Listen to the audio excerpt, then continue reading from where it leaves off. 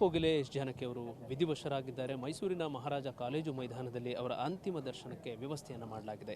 ಗಾಯಕರುಗಳು ಜೊತೆಗೆ ಅಭಿಮಾನಿಗಳು, ಸಾರ್ವಜನಿಕರು ಈಗ ಅವರ ಅಂತಿಮ ದರ್ಶನವನ್ನು ಪಡೆದುಕೊಳ್ತಾ ಇದ್ದಾರೆ. ಜೊತೆಗೆ ಗಾಯಕಿಯಾಗಿರುವಂಥ ಮೇಡಮ್ ಬಹಳಷ್ಟು ಗಾಯಕರಿಗೆ ಸ್ಫೂರ್ತಿಯವರು, ಜೊತೆಗೆ ಅವರ ಹಾಡುಗಳು ಯಾವಾಗಲೂ ಕಿವಿ ತುಂಬತಾನೆ ಇರುತ್ತೆ.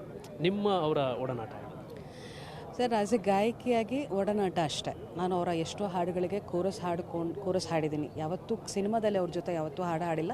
ಅವರ ಎಷ್ಟೋ ಹಾಡುಗಳಿಗೆ ನೇರವಾಗಿ ಕೋರಸ್ ಹಾಡಿದ್ದೀನಿ. ನಾನು ವೇದಿಕೆಯಲ್ಲಿ ಸುಮಾರು ಸಲ ವೇದಿಕೆಯನ್ನು ಹಂಚ್ಕೊಂಡಿದ್ದೀನಿ. ಕಾರ್ಯಕ್ರಮಗಳ ವೇದಿಕೆಯಲ್ಲಿ ಕಾರ್ಯಕ್ರಮ ಸಿಕ್ಕಿದಾಗ ಅವರ ಸರಳತೆ ಯಾವತ್ತೋ ನೋಡಿದಾದ್ರೂ ಸುನೀತಾ ಅಂತ ನೆನಪಿರ್ತಿತ್ತು. ಅವರಿಗೆ ಸಿಕ್ಕಿದಾಗೆಲ್ಲ ಹೇಗಿದೆಯಾ, ಚೆನ್ನಾಗಿದೆಯಾ ಅಂತ ಆಶೀರ್ವಾದ ಮಾಡ್ತಿದ್ರು. ಅಷ್ಟೇ ಸರಳತೆ. ಅಂದರೆ ಇವತ್ತಿನ ಯುವ ಗಾಯಕರು ಬಹಳಷ್ಟು ಕಲಿಯುವಂಥದ್ದಿದೆ.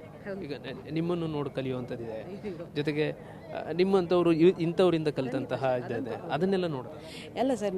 ನನಗೆ ಅಂತಲ್ಲ, ನಮ್ಮಂಥ ಎಷ್ಟೋ ಗಾಯಕಿಗೆ ಅವರು ಏಕಲವ್ಯನೇ. ಯಾಕೆಂದರೆ ಅವರ ನೇರವಾಗಿ ಅವ್ರ ಹತ್ರ ಪಾಠ ಕಲಿದೆ ಹೋದ್ರೆ ಅವ್ರ ಹಾಡುಗಳನ್ನು ಕಲಿತಾ ಇದ್ವಿ ನಾವು.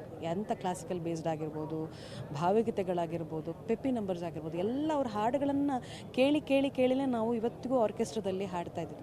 ನೀವು ಇವತ್ತಿಗೂ ನಾನು ಮೊನ್ನೆ ಈಗಲೇ ಯಾರಿಗೂ ಹೇಳ್ತಿದ್ದೆ, ಇವತ್ತು ನಾವು ಎಷ್ಟೋ ಹಾಡುಗಳನ್ನು ಹಾಡಿರ್ಬೋದು, ಬಟ್ ವೇದಿಕೆಯಲ್ಲಿ ನಗುವ ನಯನ ಜೊತೆಯಲ್ಲಿ ನಗು ಎಂದಿದೆ, ಅದಿಲ್ಲದೆ ಕಾರ್ಯಕ್ರಮ ಮುಗಿಯೋದೇ ಇಲ್ಲ.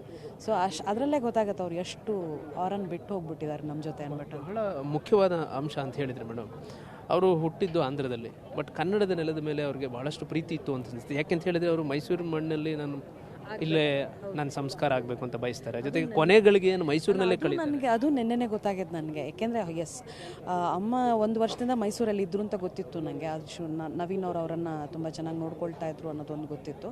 ನಮ್ಮ ಎಷ್ಟೋ ಜನ ಸ್ನೇಹಿತರು ಬಂದು ಅವ್ರನ್ನ ಭೇಟಿನೂ ಮಾಡಿದರು. ಹಾಗಾಗಿ ಅವ್ರಿಗೆ ನಂಗೆ ಸಿಕ್ಕಿದಾಗಲೂ ಹೇಳ್ತಿದ್ರು, ನಾನು ಜಾಸ್ತಿ ಹಾಡೋದು ಕನ್ನಡದಲ್ಲೇ ಪುಟ್ಟಿ, ನಾನು ಕನ್ನಡ ಮತ್ತು ಮಲಯಾಳಮಲ್ಲೆಲ್ಲ ಜಾಸ್ತಿ ಹಾಡಿರೋದು, ಅಷ್ಟು ಸುಮಾರು ಹಾಡಿದ್ದೀನಿ ಬಿಟ್ಟರೆ ಅಂತ. ಬಟ್ ನಮಗೆ ಇವಾಗ ನಮಗೆ ಆರಾಧ್ಯ ದೈವ ಅಂದರೆ doctor S P Balasubrahmanyam, Yesudas, S Janaki ಇಂಥವ್ರು.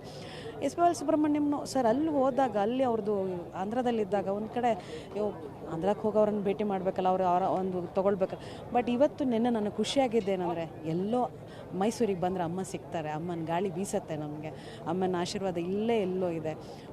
ಒಂಥರ ಹೇಳಬೇಕು ಅಂದರೆ ಇವತ್ತು ಮೈಸೂರು ನಿಜವಾಗ್ಲೂ ಒಂದು ತಾಯಿ ಚಾಮುಂಡೇಶ್ವರಿಯಿಂದ ಧನ್ಯ, ಇನ್ನೊಂದು ಅಮ್ಮ ಇಲ್ಲಿರೋದ್ರ ಧನ್ಯ ಅಷ್ಟೇ. ಅಂದರೆ ನಿಮ್ಮಂಥ ಯುವಕರುಗಳಿಗೆ ಮತ್ತು ಬರುವಂತಹ ಯುವ ಗಾಯಕರುಗಳಿಗೆ ಏನು ಟಿಪ್ಸ್ ಕೊಡ್ತಾ ಇದ್ರು ಅವರು?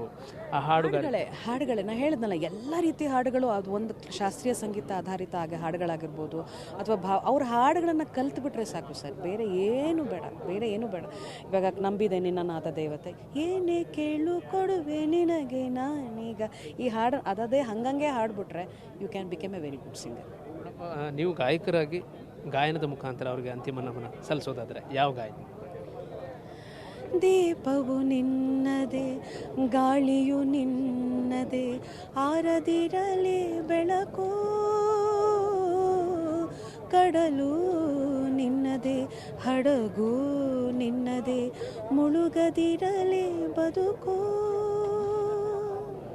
ತುಂಬಲಾರದಂಥ ನಷ್ಟ, ಬಟ್ ಅವರ ಹಾಡುಗಳಿರ್ತಕ್ಕಂಥದ್ದೇನಿದೆ ಅದು ಜೀವಂತವಾಗಿರುತ್ತೆ. ಜೊತೆಗೆ ನಮ್ಮ ಕನ್ನಡದ ನೆಲದಲ್ಲೇ ಅವರು ಇರ್ತಾರೆ, ಅದು ಸಮಾಧಾನಕರವಾದಂಥ ವಿಚಾರ. ಹೀಗಾಗಿ ಅವರಿಗೆ ಅಂತಿಮ ನಮನವನ್ನು ಒಂದು ಗಾಯನದ ಮೂಲಕ ಸಲ್ಲಿಸುವ ಮುಖಾಂತರ ಅವರನ್ನು ಸಂತಾಪವನ್ನು ಸೂಚಿಸ್ತಾ ಇದ್ದಾರೆ. ಕ್ಯಾಮರಾ ಪರ್ಸನ್ ಸಿದ್ದು ಜೊತೆ ಪುನೀತ್, TV5 ಮೈಸೂರು.